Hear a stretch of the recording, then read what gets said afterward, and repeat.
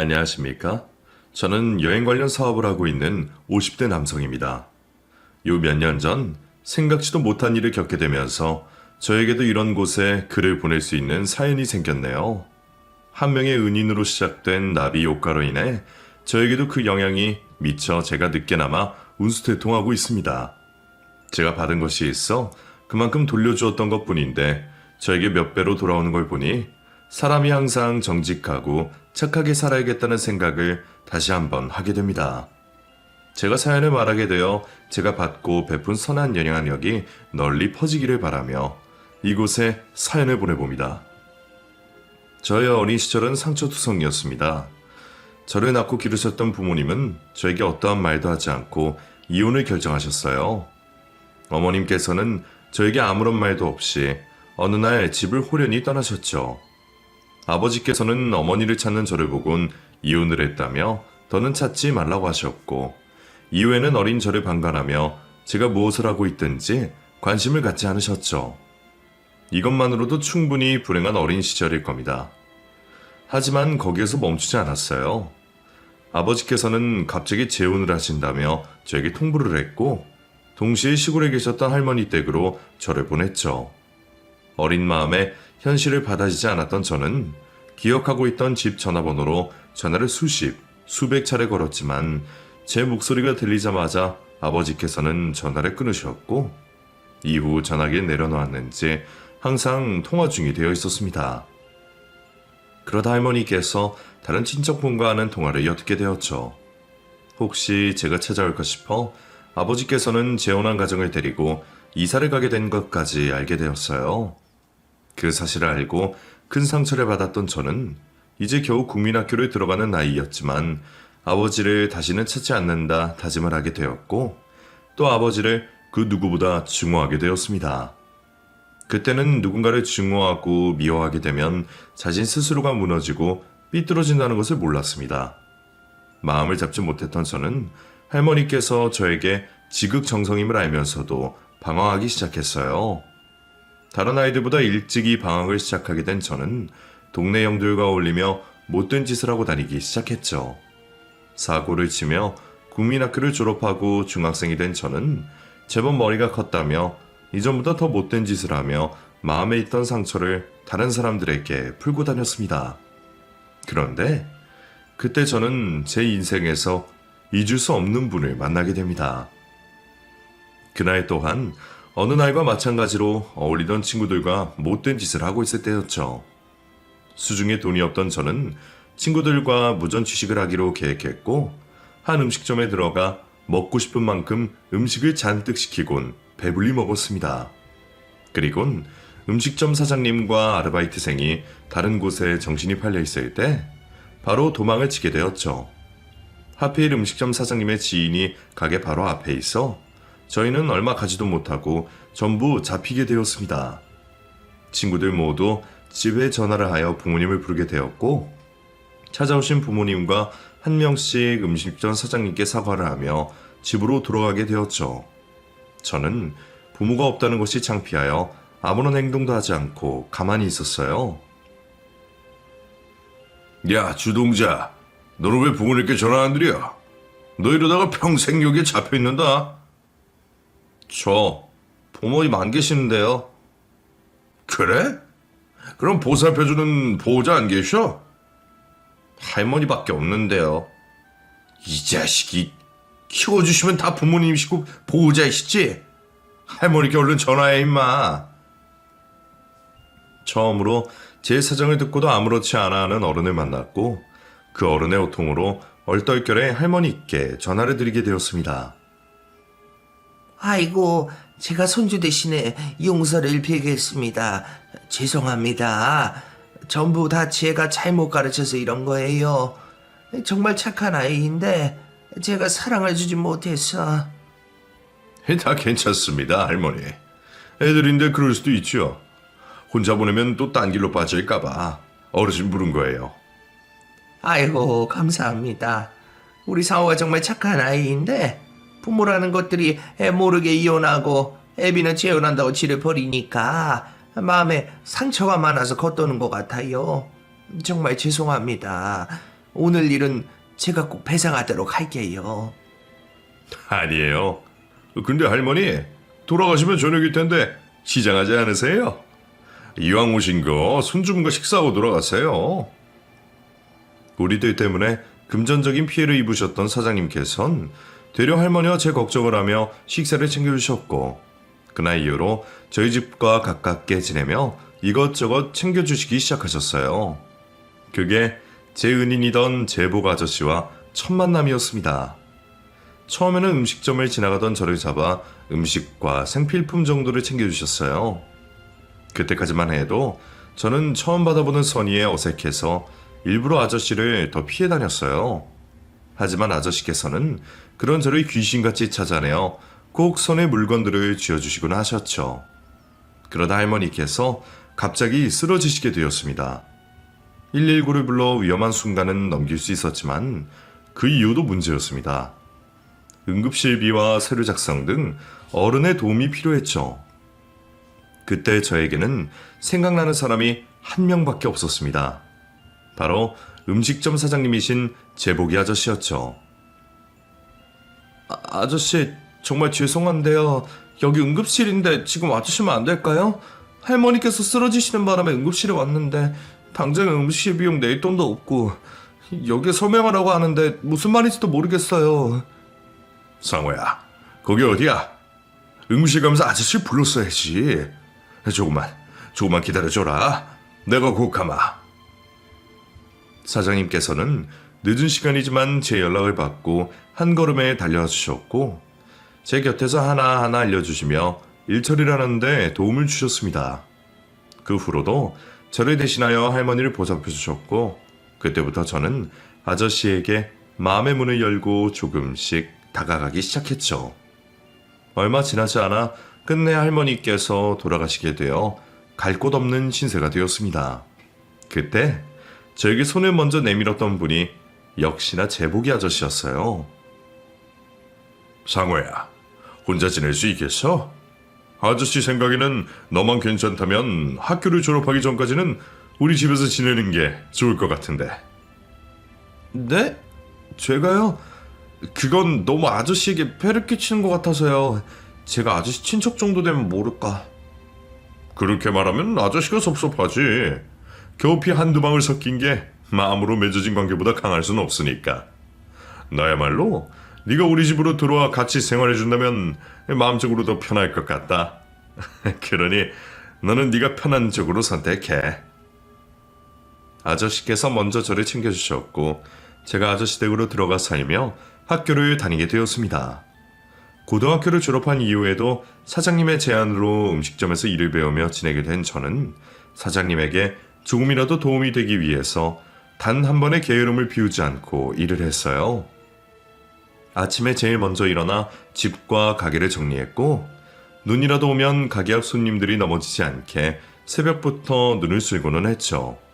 그렇게 저도 어느새 제복이 아저씨를 제 친아버지처럼 대하기 시작했고, 아저씨께서도 그런 저를 받아주시며 친아들처럼 생각해 주셨습니다. 그렇게 편해지다 보니 예전부터 궁금했던 걸 편하게 물어보게 되었어요. 아저씨, 근데 왜 저에게 잘해주신 거예요? 사실 저한테 잘해주신다고 해서 뭐가 나오는 것도 아니잖아요. 네가 나처럼 보였거든. 물론 내 경우에는 할머니 대신 어머니께서 계셨지만 몸이 아프셔서 하루 종일 누워만 계셔야 했어. 몇 년 동안은 나도 착한 아들로 지냈는데 사춘기쯤 되니 억울해지더라.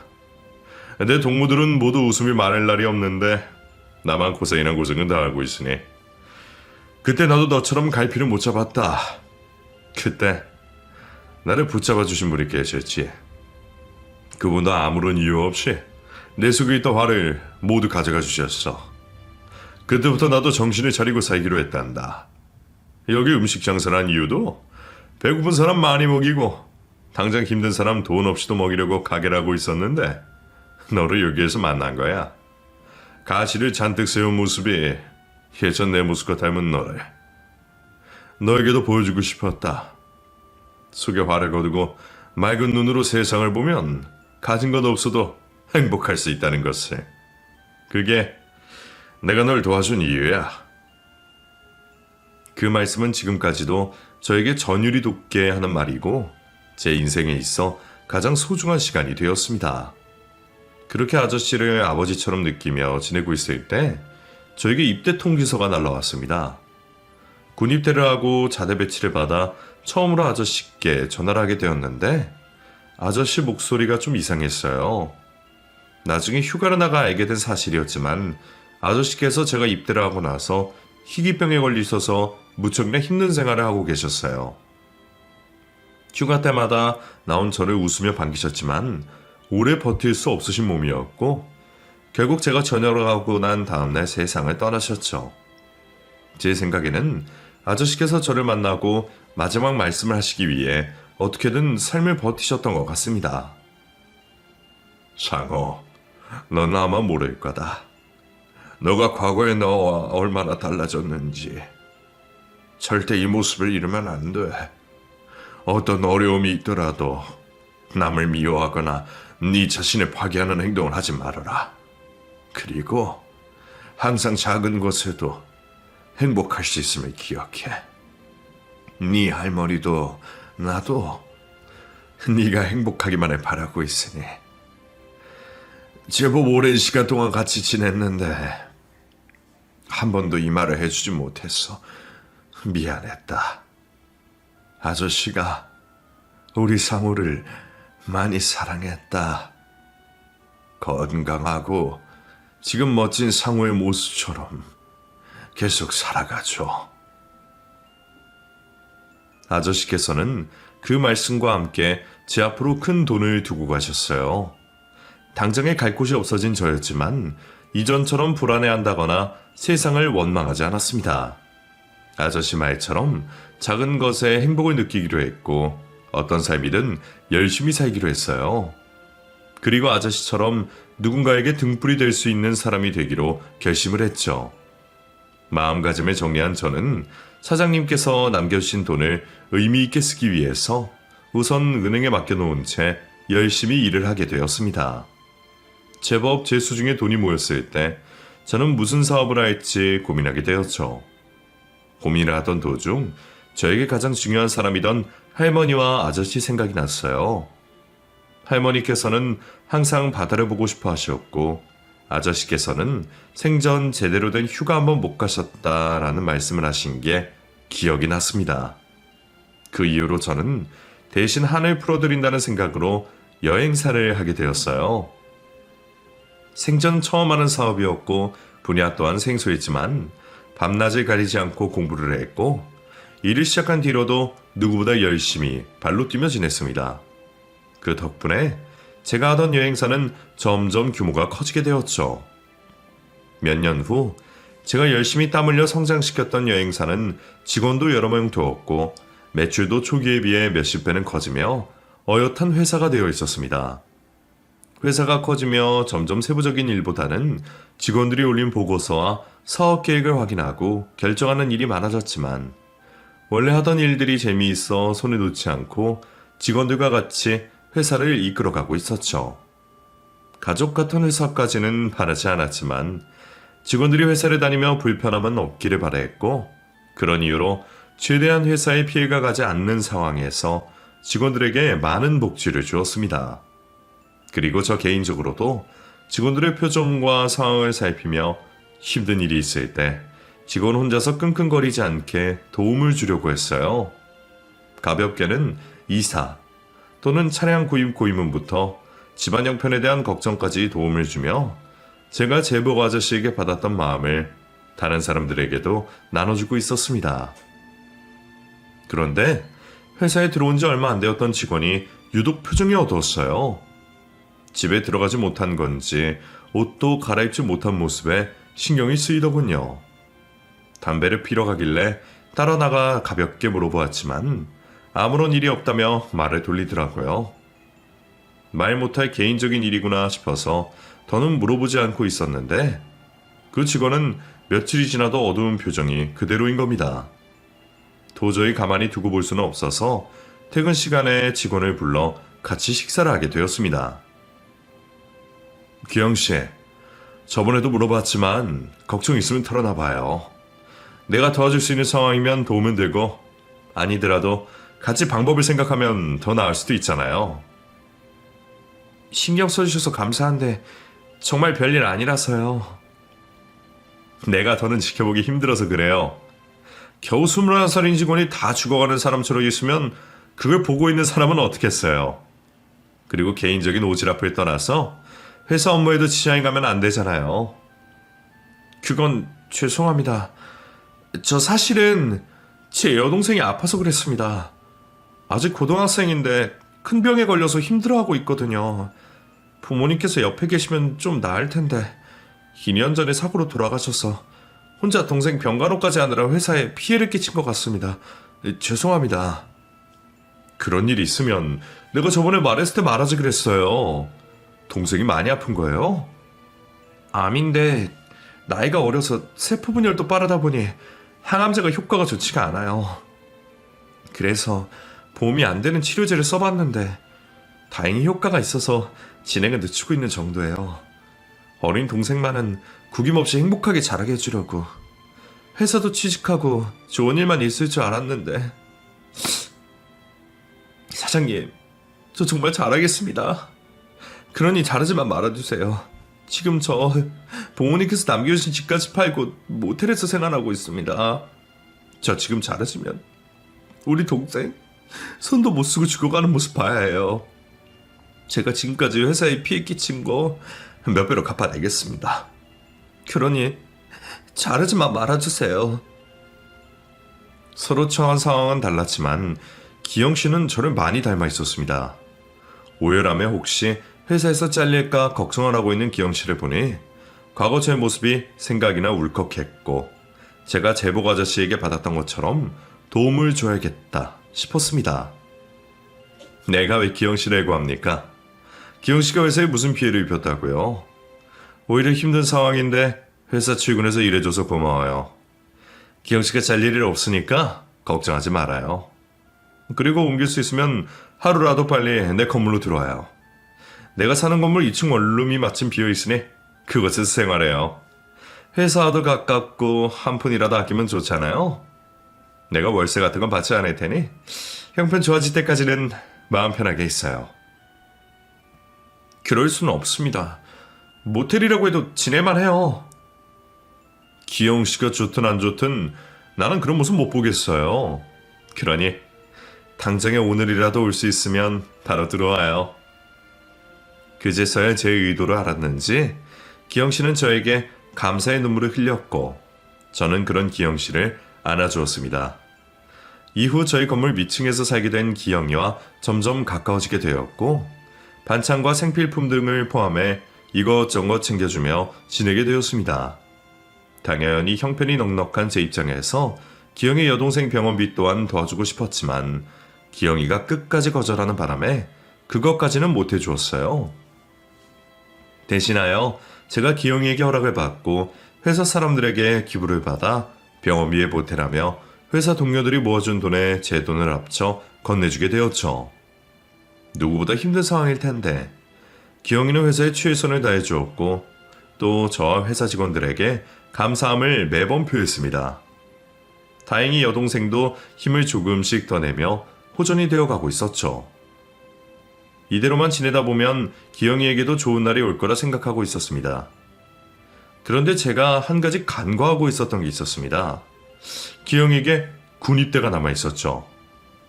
부모님이라는 보호자도 없었고 여동생을 돌봐야 하는 상황이라 당연히 부양 의무자가 되어 면제가 될 거라는 생각과 달리 굉장히 복잡한 상황으로 군입대를 해야만 하는 상황이었어요. 당연히 기영이는 당황해하고 있었고 제가 곁에서 같이 발로 뛰며 어떻게든 입대를 막아보려고 했습니다. 하지만 복잡한 친인척 관계로 인해서 결국은 기영이가 입대를 해야 했습니다. 아픈 동생이 있는데 발이 떨어질 오빠가 어디 있을까요? 그 모습을 봐야 하는 제가 더 힘들더군요. 어쩔 수 없는 현실에 제가 기영이를 도와주기로 했습니다. 사장님, 늦은 시간에 어쩐 일로 오셨어요?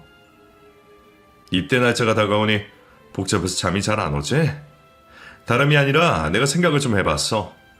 너희 친척분께서 비용도 한두 푼 드는 게 아닌데 은영이를 제대로 돌봐주실 것 같진 않아서 내가 너 군생활하는 동안 은영이를 대신 돌보면 어떨까 싶은데.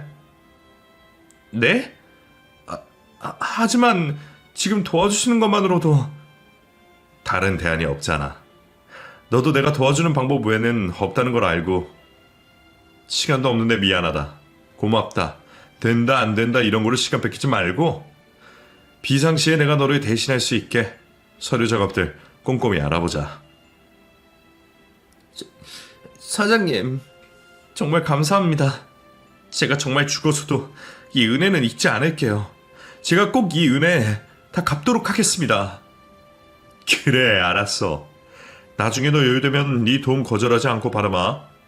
내가 너 없는 동안 최선을 다해서 은영이 돌볼 테니 너는 군대에서 무사히 전역할 생각만 해. 알았지? 그날 저에게 감사하다며 눈물 짓는 기영이에게서 예전의 저를 볼 수 있었고 동시에 제보가자씨께서 느끼셨던 마음을 그제서야 알 수 있었습니다. 그렇게 군생활을 하게 된 기영이를 대신해 저는 최선을 다해서 은영이 곁에 있었어요. 기영이만큼이나 은영이도 오빠와 떨어져서 생활하는 힘든 시간이라 생각되었기에 조금이라도 빨리 가깝게 지내려고 노력했고 회사가 끝난 뒤에는 병원과 집을 찾아가 불편한 점은 없는지 하고 싶은 건 없는지 항상 확인을 하게 되었죠. 그 시간 또한 저에게는 의미 있는 시간이 되었습니다.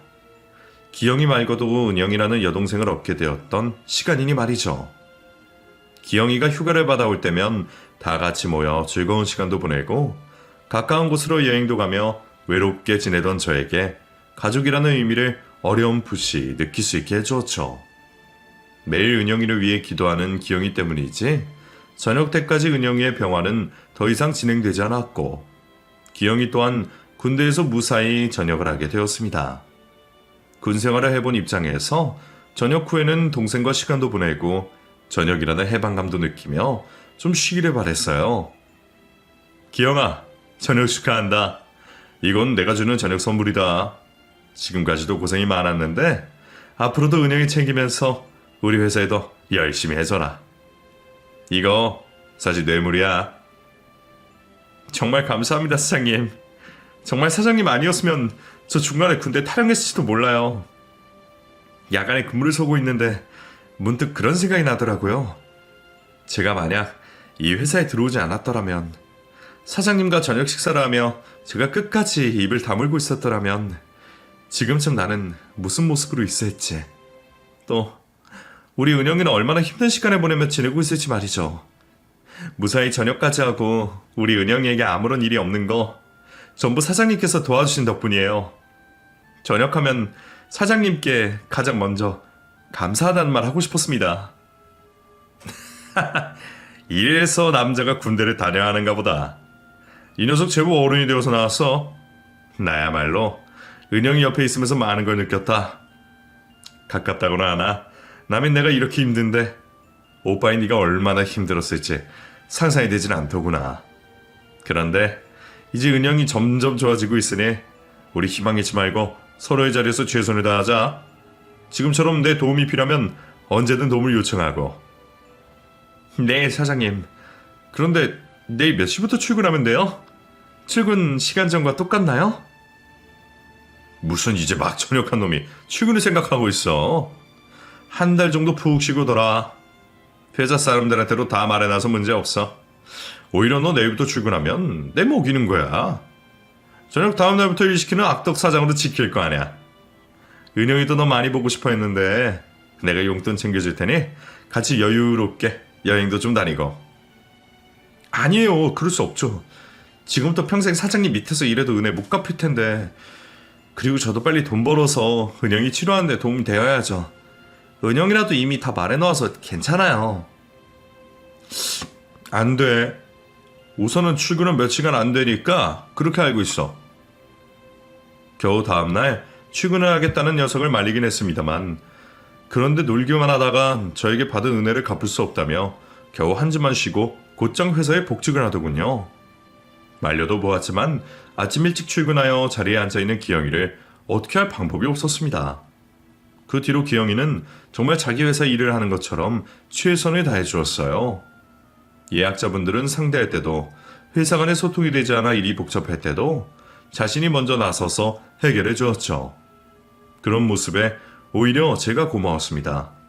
그런데 기영이 얼굴에도 이제는 웃음이 기본으로 자리 잡히는 시기에 결국 은영이가 세상을 떠나게 되었습니다.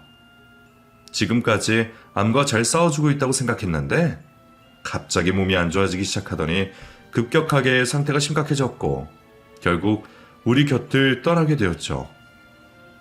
사정을 알고 있던 저와 회사 직원들에게 비통한 소식이었지만 기영이의 마음만큼은 아니었을 겁니다. 마치 모든 기운이 빠져버린 사람처럼 넋을 놓고 있는 기영이를 대신하여 제가 은영이의 장례식을 모두 챙기게 되었어요. 기영아, 지금까지 잘하고 있었잖아. 힘든 거 아는데 이렇게 정신 놓고 슬퍼하고 있으면 하늘에서 널 보고 있는 은영이는 마음이 어떻겠니?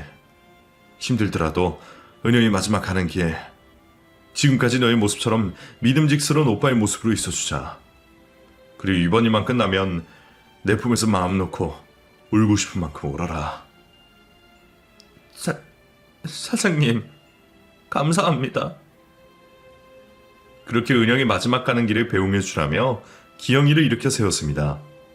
마음의 정리를 할 시간이 필요하다고 생각한 저는 기영이에게 휴가를 주었어요. 그러면서도 문자와 전화를 하며 상태를 확인하고 있었죠. 그런데 통 연락이 없어 밥이라도 잘 챙겨 먹고 있는 건지 확인을 하러 2층으로 내려갔습니다. 한참 동안 문을 두들겨 봤지만 답이 없더라고요. 걱정이 되었던 저는 급히 마스터키로 문을 열었는데 어디에 갔는지 기영이의 모습이 보이지 않더군요. 짐은 모두 그대로 남겨두고 말이죠. 처음에는 울적한 마음에 어딘가로 잠시 떠났다고 생각했는데 시간이 흘러도 기영이는 돌아오지 않았습니다. 그런 기영이를 보고 회사 직원들은 제가 받은 은혜도 모른다며 손가락질을 했어요. 하지만 저는 그와 반대로 기영이의 마음이 이해가 되었습니다. 저에게도 비슷한 경험이 있었으니까요. 되려 제가 제복 아저씨처럼 기영이에게 기댈 수 있는 존재가 되지 못한 게 미안했습니다. 저는 언젠가는 기영이가 다시 돌아올 거란 걸 믿고 짐을 챙겨두고 기다렸습니다. 이후 시간이 흐르면서 저도 기영이에 대한 기억을 잊어버리고 지냈습니다. 사실 제 앞가림을 하기도 급급한 상황이었거든요. 시간이 지날수록 여행에 대한 관심도 늘어나면서 경쟁사들은 늘어났고 막대한 자금으로 파격적인 행보까지 보여주는 곳들이 생기다 보니 저희 회사의 경쟁력은 날이 갈수록 떨어지고 있었습니다. 더욱이 일에만 치여 살다 보니 제 안에서 번뜩이던 아이디어들은 점점 사라지고 있었고 매너리즘도 느끼고 있었죠. 그래도 지금 당장에 제가 해야 할 일은 하면서 아직도 일선에서 열심히 하고 있었는데 그마저도 할 수 없게 되는 큰 파도가 저를 덮쳐왔습니다. 바로 코로나였죠. 여행사를 하다 보니 세계 각국의 이슈에 대해서는 잘 알고 있었습니다. 그래서 중국에서 초기 코로나 발병이 되었을 때도 인지는 하고 있었어요. 하지만 단순히 중국 지역에서만 잠시 유행할 풍토병 정도로 생각하고 있었어요. 그래서 아무런 생각 없이 겨울방학과 설날이라는 대목을 맞아 최대한 많은 여행객들을 확보하기 위해 공격적인 사업을 하고 있었죠. 그런데 점점 중국에서 길어지는 듯한 코로나가 1월 한국에 상륙을 하게 되면서 상황이 걷잡을 수도 없게 흘러갔습니다. 처음 상황을 관마음에 있던 예약자분들이 대규모 감염 상황과 함께 전 세계적으로 난리가 나게 되자 속속들이 예약 취소를 하셨고 한동안은 밀려오는 취소 전화를 받는데 모든 직원들이 매달려야 할 정도였습니다. 최대한 피해를 막아보자 했던 저는 손실을 감수하고도 취소 예약 수수료를 없앴지만 패닉 상태의 예약자분들은 하나같이 모두 다 취소를 하시게 되었죠. 결국 한 분기는 통째로 적자를 보게 되었습니다. 그때까지만 해도 다가올 여름에 대한 희망이 있었어요. 하지만 모두가 아시다시피 코로나 사태는 전 세계적으로 재앙이 되어버렸고 장기화되었죠. 이미 회사 자금은 바닥을 드러내고 있었고 제 개인 재산을 처분하여 직원들에게 최소한의 월급을 주게 되었습니다. 이 재앙적인 상황이 언제 풀릴지는 아무도 알 수 없었고 저는 쥐야가 나라바이트를 하면서 버틸 수 있을 만큼 버텨보려고 했어요. 하지만 그마저도 더는 버틸 수가 없었어요. 직원들에게 희생을 강요할 수는 없었고 희망은 보이지 않았습니다. 결국 직원들에게 자발적인 퇴사를 권하게 되었죠. 대부분의 직원들은 어쩔 수 없는 상황에 저와 함께 울어주고 위로해주고 안아주며 회사를 떠났고 몇몇 직원들은 제 곁에 남아 기다리겠다며 퇴사를 하지 않고 투잡을 하게 되었습니다. 하지만 점점 쌓여가는 빚과 좀처럼 나아지지 않을 것 같은 현실에 저는 폐업을 생각하게 되었죠. 제 손으로 제가 만든 회사의 마지막 문을 닫는다는 게 그 무엇보다 가슴 아팠지만 어쩔 수 없었어요. 금요일부터 주말이 되는 날까지 회사에 남아 제 손때가 묻은 문서들과 흔적들을 하나씩 보며 마음을 정리하고 있었죠. 그런데 한 남성이 저희 회사 문 앞을 두리번거리고 있는 겁니다. 불 꺼진 여행사에 예약을 하러 오신 분은 아니겠고 건물 관리인 분도 아닌 걸 보니 빚 때문에 찾아온 거라 생각했습니다. 회사를 정리하고 빚을 갚겠다라는 설명을 하기 위해 문을 열어드렸죠. 그런데 제가 문을 열어주자마자 남자는 자리에 서서 저를 한참 동안 쳐다보더니 꾸벅 절을 하는 게 아니겠어요? 너무 놀라 무슨 일인가 싶어 그 남자를 일으켜 세웠죠. 제 부축을 받고 일어선 남성은 저를 쳐다보지 못한 채 눈물을 흘리고 있었고 저는 도대체 무슨 일인가 싶어 의자를 가져와 남성을 앉혔습니다. 무슨 사연이시길래 저희 회사에 오셔서 저에게 인사를 다 주시나요? 사장님, 늦어서 정말 죄송합니다. 제 인생의 은인을 이제 찾아뵙게 되어서 너무 죄송합니다. 저 못 알아보시겠어요?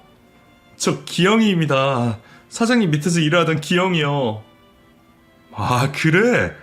너 기영이구나. 이게 얼마만이야. 말도 없이 사라져서 얼마나 걱정했다고? 그래도 좋아 보여서 다행이다. 네 짐들도 아직 내가 가지고 있는데 이렇게 찾아와줘서 너무 고맙다. 그런데 어떻게 지냈던 거야? 이렇게 잘 살고 있었으면 가끔은 찾아서 동료들과도 보고 와서 커피도 마시고 하지. 죄송해요. 제가 아무렇지도 않게 찾아오기에는 너무 염치가 없는 것 같아서요. 아무리 어렸다고 해도 갑자기 아무 말도 없이 사라지는 행동을 하면 안 됐었는데 제게 유일한 핏줄인 동생이 죽으니까 저도 살 이유가 없게 느껴졌어요. 모든 게 제 탓인 것 같고 세상도 저를 막다른 길로 모는 것 같았고요. 그래서 다 포기하고 부모님과 동생 옆으로 가려고 극단적인 선택을 실행까지 했는데 그 순간 갑자기 사장님께서 떠오르는 거예요. 그제서야 제가 지금까지 사장님께 받은 빚만이라도 갚고 죽자라는 생각이 들었어요. 그래서 다시 돌아가려고 했는데 그 생각을 너무 늦게 한 것 같았어요. 오랫동안 자리에 비웠는데 다시 정신 차렸다고 사장님과 동료들 앞에 나타나기 면목 없어서요. 그래서 멋지게 성공한 모습으로 나타나서 사장님께 받았던 은혜 갚자 라는 생각으로 이악 물고 바닥 생활부터 열심히 살았습니다. 음식점에서 먹고 자고 새벽같이 일어나서 일하고 그렇게 요리도 배우고 가게 운영하는 법도 배우다 제 가게를 차리게 되었어요. 그러다 운이 좀 좋았는지 장사가 잘 돼서 지금은 분점도 제법 여러 개 생겼고요. 그래서 늦었지만 지금이라도 제가 사장님께 받았던 은혜 갚으려고 왔습니다. 너무 늦어서 죄송합니다, 사장님. 그리고 그때 정말 감사했습니다. 정말 사장님 아니었으면 제 동생 은영이 고통스럽게 좋은 기억 하나 없이 세상을 떠났을 거예요. 마지막까지 챙겨주시고 정말 감사합니다. 감사해요. 기영이가 어떻게 살았는지 짧게 들어 전부를 알 수 없었지만 단단하게 굳은 살이 박히고 상처뿐인 손을 보면서 얼마나 치열하게 살아왔는지 짐작을 할 수 있었습니다. 제 작은 도움으로 한 청년이 다시 살 용기를 얻고 또 어엿한 사회인이 되어 멋지게 살아가고 있다니 제가 오히려 고마웠죠. 그러면서 한 사람이 떠오르더군요. 제복이 아저씨가 말이죠. 아저씨처럼 도움이 필요한 사람에게 도움을 줄 수 있는 사람이 되고 싶었는데 그제서야 제가 아저씨를 닮으며 살겠다는 말을 지킨 것 같아 가슴이 뜨거워졌습니다. 나한테 고맙긴. 고생하고 노력해서 결과를 만든 건 기영이 너니까 네가 칭찬받아야지. 고맙다. 나쁜 생각하지 않고 이렇게 살아있어줘서 고맙고 또 멋진 사인이 되어주어서 고맙구나. 좀 더 일찍 만났으면 우리 직원들 다 데리고 가서 네 가게 매출이나 올려줬을 텐데 상황이 그렇지 못해서 오히려 내가 면목이 없구나. 네가 잘 되어 있는 만큼 나도 좋은 모습으로 있어야 했는데 이 우울한 이야기하면 뭐하겠니? 오늘 사장님이 아니 아저씨가 맛있는 저녁 사주마. 나가서 기영이 네가 얼마나 더 열심히 살아왔는지 이야기나 더 들어보자. 제가 사장님을 대접해야죠. 다 누구 덕분인데요. 그리고 사장님 많이 어려우시죠? 요즘 코로나로 여행사들 다 어렵다고 하는데. 그렇지. 뭐 어쩌겠어. 누구 탓도 할 수 없고. 그래서 말인데 제가 도와드릴게요. 시간이 얼마가 되었든 돈이 얼마가 들든 사장님께서 필요하신 게 있다면 제가 전부 다 해드리겠습니다. 아니야 괜찮아. 나는 네가 사주는 밥 한 끼면 된다. 아니요. 저도 이 부분에서는 물러설 수 없습니다. 사장님이 제 인생에 안 계셨으면 동생에게도 저에게도 더 안 좋은 상황만 있었을 거예요. 그러니까 지금의 제가 있을 수 있는 건 전부 사장님 덕분이에요. 그러니까 필요한 게 있으시면 부담 갖지 말고 말씀해 주세요. 회사 자금이 필요하시다거나 또는 새롭게 사업을 구상하신다거나 뭐든 필요한 게 있으시면 말씀해 주세요. 열심히 살아온 기영이의 노력을 제가 빼앗는 것 같아 저는 도움을 거절한다 했고, 기영이는 무슨 일이 있어도 은혜를 갚아야 한다며 실랑이를 벌이게 되었습니다.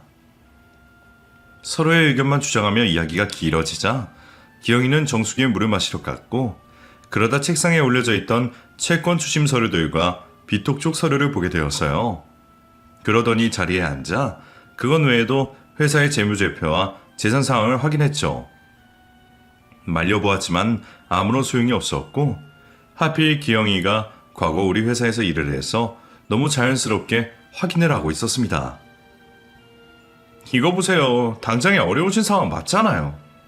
사장님께서 기억하실지 모르겠지만 이전에 말씀해 주셔서 이 회사 사장님께 이전에 어떠한 의미인지 알고 있어요. 반대로 생각해 보세요. 제가 같은 상황이면 사장님께서 지켜만 보고 계실까요? 전 그러시면 제가 꼭 받아낼 테니까 저한테 빌리신다고 생각하세요. 이자, 기간은 과거 저를 도와준 값으로 없는 셈 치고요. 말은 고마웠지만 그래도 제 입장에서는 부담스러워 거절을 했습니다. 하지만 기영이는 제가 수락하지 않으면 회사에서 나갈 생각을 안 할 것 같았어요. 결국 도움을 받기로 했죠. 작은 도움의 손길로 너무 크고 값진 보답을 받은 것 같아 민망했습니다. 그런데 기영이는 아직 자신이 받았던 도움에 비하면 아주 작은 보답이라며 신경 쓰지 말라고 하더군요. 그날 기영이를 다시 만나게 되어 즐거운 마음과 회사에 대한 걱정이 많이 가벼워진 마음으로 우리는 밤새 술잔에 부딪히며 서로의 못 보았던 지난 세월을 이야기했습니다. 이후 기영 덕분에 빚을 정리하고 버틸 수가 있었어요. 물론 회사는 아직 돌아가지 않았지만 언젠가 정상적으로 여행을 다닐 수 있는 날을 기다리며 다시금 여러 나라에 공부하고 사업에 대한 구성을 다시 계획하게 되었죠. 그러면서도 아르바이트를 하며 미래에 대한 준비를 착실하게 해나가고 있었습니다. 백신을 도입하고 난 이후 여러 차례 코로나 대유행은 있었지만 여행 산업은 국내를 시작으로 점점 활기가 되기 시작했고 해외여행의 하늘길도 뚫리기 시작했죠. 그러면서 저는 점점 더 바빠지게 되었습니다. 남아주었던 직원들을 다시 불러 새롭게 여행사 일을 시작하게 되었죠. 긴 시간 동안의 휴식 때문인지 아니면 기영이가 저에게 준 도움 덕분에 목표의식이 생겼는지 몰라도 저는 과거의 회사를 처음 시작할 때와 같은 기분을 느꼈어요.